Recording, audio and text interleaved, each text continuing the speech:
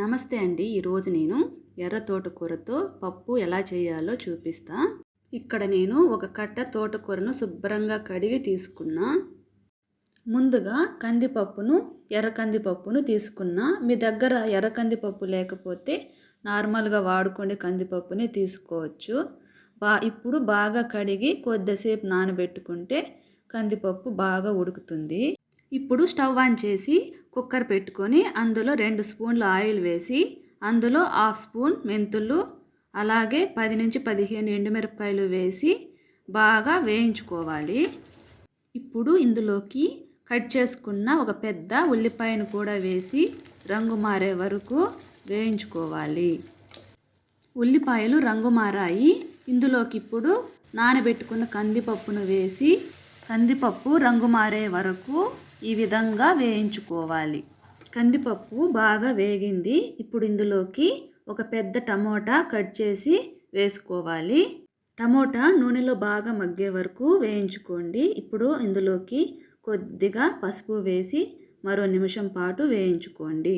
Tomato బాగా మగ్గింది. ఇప్పుడు ఇందులోకి సన్నగా తరిగి పెట్టుకున్న తోటకూరను నీళ్లు లేకుండా ఇందులోకి వేసి తోటకూర నూనెలో బాగా మగ్గే వరకు వేయించుకోండి. ఇక్కడ చూపించినట్లు బాగా మగ్గిపోవాలి.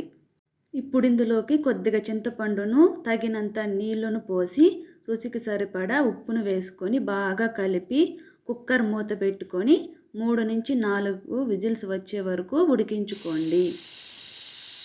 కుక్కర్ ఆవిరి మొత్తం పోయిన తర్వాత మూత తీసి చూస్తే పప్పు బాగా మెత్తగా ఉడికింది. ఇప్పుడు మనం ఒక గరిటెని కానీ లేకపోతే పప్పు గుత్తిని కానీ తీసుకొని ఇలా మనం మెదుపుకోండి. మరీ మెత్తగా మెదుపుకోకండి, ఇలా ఉంటే సరిపోతుంది.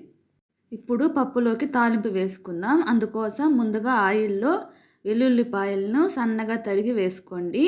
ఇప్పుడు అందులోకి పోపును వేసుకోండి. వేసి ఒక 2 నిమిషాలు అలా ఫ్రై చేసుకోండి. ఇప్పుడు ఇందులోకి కొద్దిగా కరివేపాకును కూడా వేసి మరో నిమిషం పాటు వేయించుకోవాలి. ఇప్పుడు ఇందులోకి చిటికెడు ఇంగువ వేసి వేయించి ఇప్పుడు దీనిని పప్పులో కలిపేసుకోండి. తాలింపు వేసిన తర్వాత మరో 2 నిమిషాలు తక్కువ మంటపై ఉడికించుకోండి. అంతే అండి, రుచికరంగా ఉండే తోటకూర పప్పు రెడీ అయ్యింది. ఈ రెసిపీ మీకు నచ్చితే లైక్ చేయండి. ఇలాంటి సులభమైన రుచికరంగా ఉండే వంటకాల కోసం మా ఛానల్ను సబ్స్క్రైబ్ చేసుకోండి.